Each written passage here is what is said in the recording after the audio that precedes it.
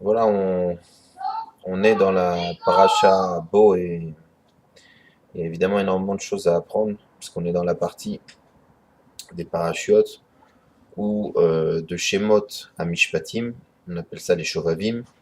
C'est une période qui est très propice au tikkun abrit et au tikkun de la parole. La réparation de la brite et la réparation de la parole. C'est pour ça qu'il y a beaucoup de choses qui sont organisées, des lectures de Tehillim, des lectures de Zohar et ainsi de suite. En réalité, pourquoi? Parce que cette période, elle correspond au niveau des parachiotes à la sortie d'Égypte, à la naissance du Ham Israël, et à tout ce travail que Dieu a fait pour nous, pour choisir son peuple et nous amener au don de la Torah. Moralité, une des choses qu'on peut et qu'on doit apprendre de ces moments-là, et qu'on doit attraper de ces moments-là, c'est le fait que, d'abord, on peut se poser la question de savoir que Akadosh Baruch Hu, par Moshe Aaron, il annonçait les plaies. Il annonçait les plaies à Paro, et il laissait 3 semaines de réflexion, et puis une semaine, la plaie, elle tapait. Or, on sait en général que en termes de stratégie, si on veut faire une surprise ou faire un piège ou frapper quelqu'un, en général, on ne lui dit pas attention, je vais te taper dans 2 secondes ici. Et pourquoi Dieu il faisait ça? Alors, la réponse la plus simple, c'est de dire oui, mais enfin, Dieu, il n'a pas besoin de le prévenir, de toute façon, il ne peut pas l'arrêter, pardon. Dieu décide. Oui, mais il n'y a pas simplement de ça. On sait que tout ce que fait Akadosh Baruch Hu, c'est aussi un enseignement pour nous. Or, le fait qu'il annonce les choses, il va, après avoir fait les plaies, demander à son peuple aussi quelque chose qui ressemble. Il va demander au Ham Israël de les saper. Il te dit, voilà, moi je vais faire des plaies, je vais faire tout ce qu'il faut, mais je te demande à toi, après tout ça, de les saper, de raconter. Et donc maintenant, hein, on commence un peu plus à comprendre c'est quoi ce sujet.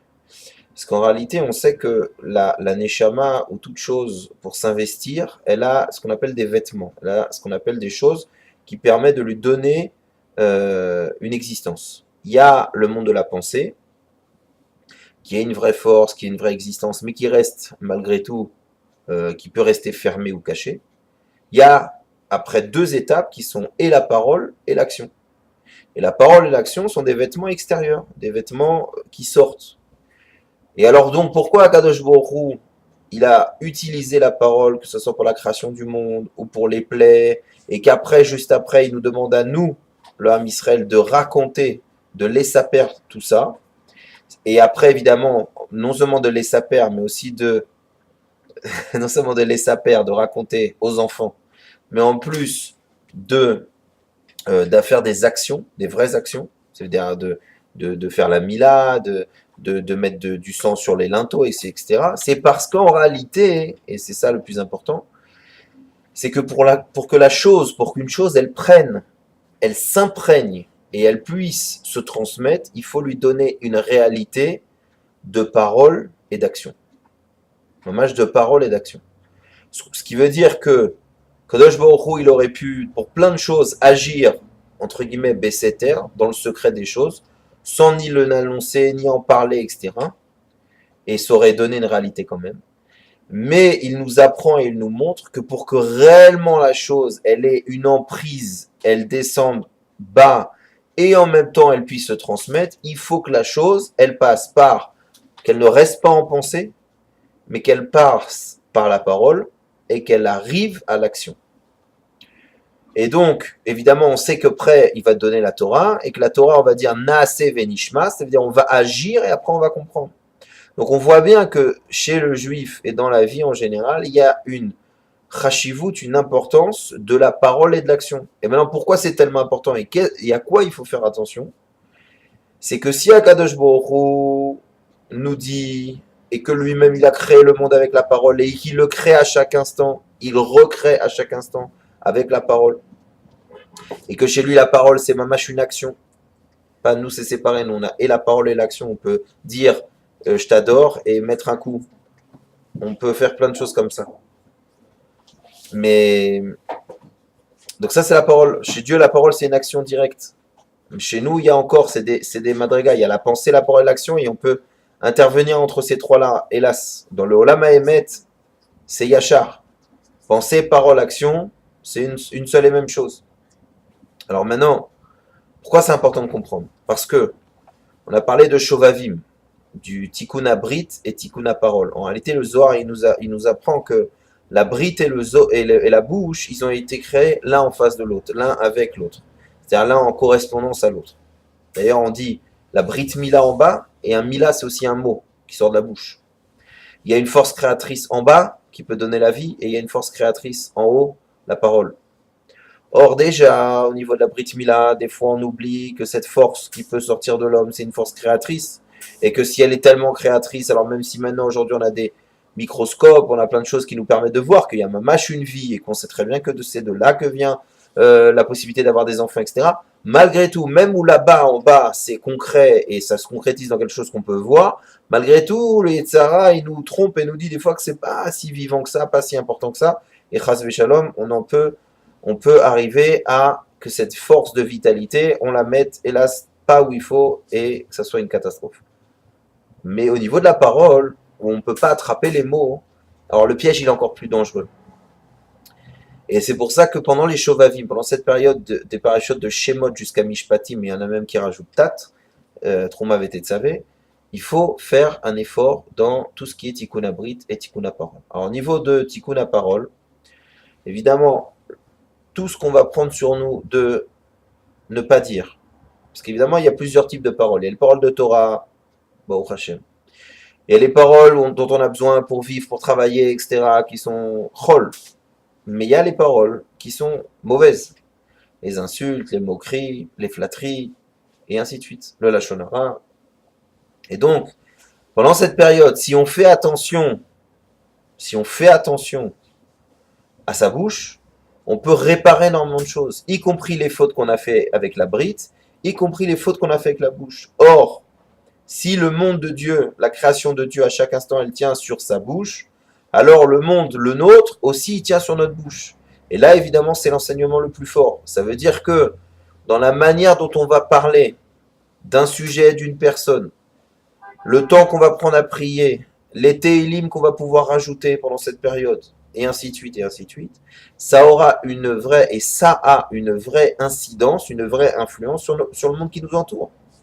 À tel point qu'on sait qu'aujourd'hui, on a fait des expériences sur des plantes à qui, d'un côté, on les insultait, d'un côté, on leur faisait des compliments, et on voit que les deux grandissent de façon complètement différente. Celle qui a reçu des compliments, elle grandit bien, celle qui a reçu des insultes, elle grandit mal, avec le même traitement au niveau physique. Donc la parole, elle a un vrai impact, il ne faut pas l'oublier. Ça veut dire quoi, il ne faut pas l'oublier? Ça veut dire qu'il y a un travail d'arrêter d'être un shovav. Shovavim, c'est la chaîne un peu voyou. Shovavim, c'est-à-dire en hébreu voyou, un peu quelqu'un qui est pas droit. Il te dit oui, il fait non, etc. Alors il faut faire d'Afka particulièrement attention pendant cette période, de faire attention de quoi? De sortir de cette Égypte, d'arrêter d'être un shovav et de profiter de la période de Shovavim pour être un tzaddik, pour faire attention à ce qui sort de notre bouche. Or, et à ce qui rentre. Or, on sait très bien, et on a un peu plus de compréhension, Baruch Hashem, que pour ce qui rentre dans la bouche, on fait attention. Alors, il y a des personnes qui, encore jusqu'à maintenant, ne comprennent pas l'incidence et l'importance qu'il peut avoir de manger kasher. Parce que pour un steak de ci ou un steak de ça, ça reste de la viande. C'est une erreur, évidemment. La Torah nous indique qu'est-ce qui est du domaine du bon pour nous et du domaine du mauvais pour nous. Et donc, il y a des gens qui ne savent pas que ce qu'ils vont mettre dans la bouche va avoir un incidence sur eux-mêmes. Alors tout le monde comprend que s'il s'agit d'un poison de la mort au rat, alors ça ne s'appelle pas kasher ou kasher la merdrine. Tout le monde comprend bien que pour la mort au rat, il ne faut pas trop en manger, même avec une bonne cache-route. Donc, il y a des choses sur lesquelles, a priori, on ne veut pas les rentrer dans la bouche. Le problème, c'est que pour la mort au rat, faut pas être trop intelligent, ou faut pas trop se poser de questions. Pour la bouffe, pour la nourriture pas cachère, alors il y en a qui disent non, c'est de la mort au rat qui est pas mal, qui a du goût, ça dépend, etc. Et ainsi de suite. Donc chacun, on a un degré de travail à faire sur qu'est-ce qu'on rentre dans notre bouche. Et évidemment, quand on rentre quelque chose dans notre bouche, c'est aussi comment on rentre, est-ce qu'elle est cachère ou non, est-ce qu'on fait le bracha avant, la quantité, la qualité, pourquoi on mange, est-ce qu'on mange pour se faire un kiff, Est-ce qu'on mange pour se faire un kiff et pour pouvoir avoir des forces pour servir Dieu? Ou est-ce qu'on mange que pour servir Dieu? Chacun avec là où il se trouve. En tout cas, pour ce qui rentre dans la bouche, il y a aussi un travail à faire.